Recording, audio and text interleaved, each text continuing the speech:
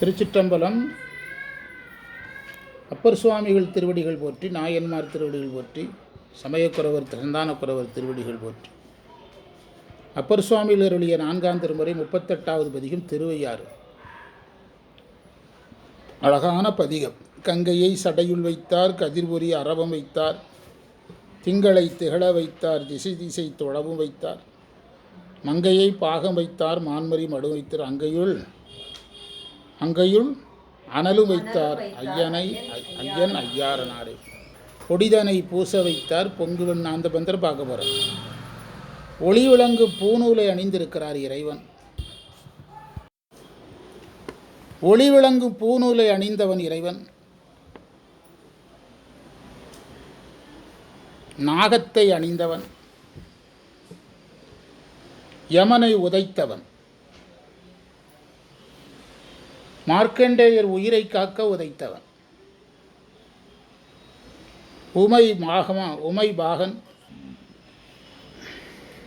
உமையை ஒரு பாகமாக மார்பில் வைத்தாராம்.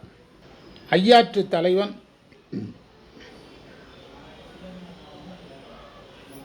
அடியவர்கள் திருநீரை பூசிக்கொண்டு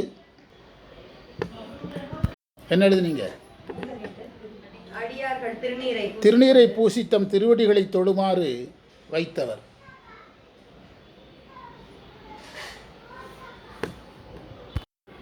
திருநீர் பூசிக்கொண்டு தம் திருவடிகளை. ஆமா, எழுதுங்க ஒவ்வொன்றா. பூணூல் அணிந்தது வைதிக கோலம்.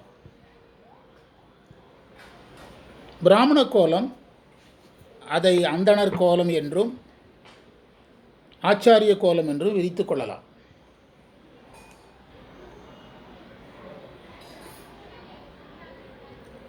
நாகம் அணிந்திருப்பதை நேற்று தான் பேசியிருக்கோம். நேற்று பேசணுமல்ல? நேற்று பேசிட்டீங்களா இல்லையா? குண்டலினி சக்தி, பேராற்றல், 5 பொறிகள், 5 பொறிகளை கட்டுப்படுத்துவதெல்லாம் சொல்லியிருக்கிறோம். மார்க்கண்டேயருக்காக யமனை உதைத்தது, சாதகரை காப்பாற்றுதல், சார்ந்தாரை காத்தல், அதை செய்கிறார். சாதகரை இறைவன் காப்பாற்றுதல். மார்க்கண்டேயரை உதைத்தது என்பது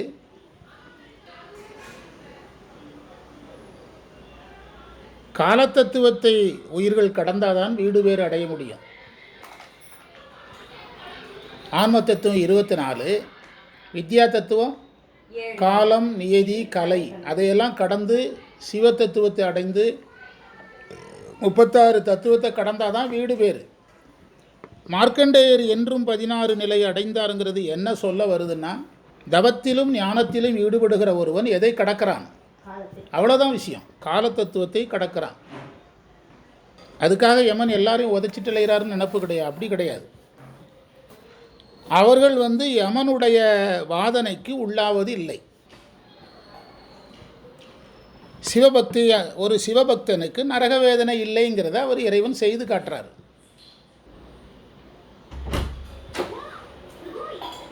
பாவம் செய்தவர்களுக்கு நரகம், பாவ புண்ணியம் செய்தவர்களுக்கு மண்ணுலகம், புண்ணியம் மிகுதியாக செய்தவருக்கு சொர்க்கம்ங்கிறது தானே நம்முடைய சாத்திர நியதி. அப்போ யமனுடைய உலகம், யமனுடைய தண்டனைக்கு ஒருத்தன் உள்ளாகணும். யமன் ஒரு உயிரை கவருகிறான் அப்படின்னா அவன் கவர்ந்து கொண்டு போய் கைலாயத்திலே விடுவான். கைலாயத்தில் கொண்டு விடுறதுக்கு அவன் எதுக்கு? யமன் ஒரு உயிரை கவர வருகிறான்னா அந்த உயிர் கவரப்பட்டு எந்த உலகத்துக்கு கொண்டு செல்லப்படும்? யம உலகத்துக்கு தான் கொண்டு செல்லப்படும். சிவ உலகத்துக்கு போகிறத கவர்றதுக்கு யார் வரமாட்டாங்க? யமன் வரமாட்டான். பூதகணங்கள் தான் வரும். யாரும் வர வேண்டியதே கிடையாது. அப்படி இருக்குதா உண்மை உலகத்தில்? மோட்சத்துக்கு போகிறதுக்கு, கூட்டு போகிறதுக்கு அவங்க வருவாங்க, இவங்க வருவாங்கன்னு இருக்கா? சரி, அது ஒன்று. இன்னொன்று சுந்தரர் கைலைக்கு போகும்போது யாரெல்லாம் யமன் வந்தாரா? அப்படி யோசித்தோம்னா புரிஞ்சிடும். அப்போ என்ன சொல்ல வருதுன்னா, தவத்திலும் ஞானத்திலும் இருப்பவர்களுக்கு நரக துன்பம் கிடையாதுன்னு புரிஞ்சுக்கிடணும்.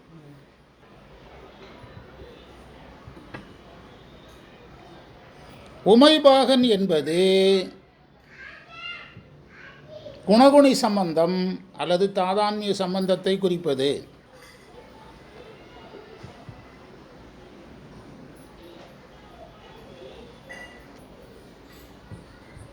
ஐயாற்று தலைவன் என்று சொன்னது ஆன்மா தன்னை அடிமை என்று உணர்வதை காட்டுகிறது.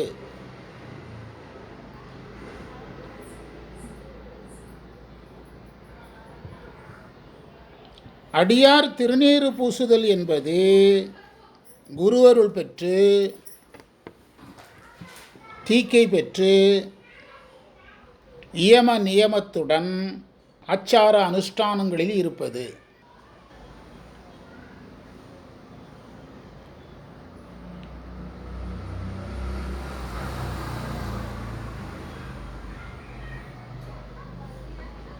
மாணிக்கவாசகருக்கு இறைவன் திருநீறு பூசினதை மாணிக்கவாசகர் பதிவு செய்கிறார் திருவாசகத்தில். அது பாடும்போது கவனிங்க, தனக்கு திருநீர் தந்ததை அவர் சொல்கிறாரு திருவாசகத்தில். குரு கொடுக்குற திருநீர் தான் தீக்கைக்கு அடையாளம். அதனால் திருநீறு பூசிட்டு அடியார் வர்றாங்கங்கிறது என்ன குறிப்பு? குருவருள் பெற்ற ஆன்மான்னு குறிப்பு. கீழே குறிப்புரை பாருங்கள். திருநீறு பூசி பாசம் தீர வீடு வேறு அடைய உயிர்கள் வீடு வேறு அடைகின்ற விதிகளை சிவாகமம் சொல்லுகிறதுன்னு எழுதியிருக்காங்க. கீழே என்ன சொல்லியிருக்காங்க? நீரு பூசி பாசம் தீர வீடு வேறு அடைகின்ற உயிர்களை பற்றி சிவாகம விதி சொல்லுகிற. அதைத்தான் நான் நீட்டி யமம் நியமம் ஆச்சாரம் அனுஷ்டானம்னு சொன்னேன்.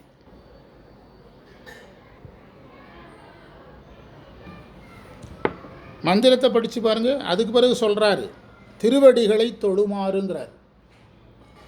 தொழுதல் என்பது வணங்குதலை குறிக்கும்.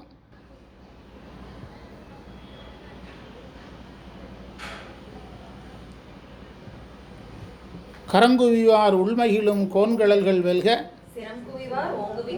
சீரோன் கடல் வெல்க வீடும் கூடும் அன்பினில் கும்பிடலே அன்றி வீடு வேண்டா விரல் வாழ்த்தவாயும் தாழ்த்த சென்னியும் அதெல்லாம் இதில் சேர்த்து படிக்கும். இப்போ மந்திரத்தை படிங்க. பொடிதனை பூச வைத்தார், பொங்குவன் நூலும் வைத்தார், கடியதோர் நாகம் வைத்தார், காலனை கால வைத்தார், வடிவுடை மங்கை தன்னை மார்பிலோர் பாகம் வைத்தார், அடியினை தொழவும் வைத்தார், ஐயனாய் ஐயாரனாரே. ஐயன் அப்படின்னா தலைவன் அர்த்தம். இந்த பதியங்கள்லாம் குழந்தைகளுக்கு ஈஸியாக சொல்லிக் கொடுக்கலாம்.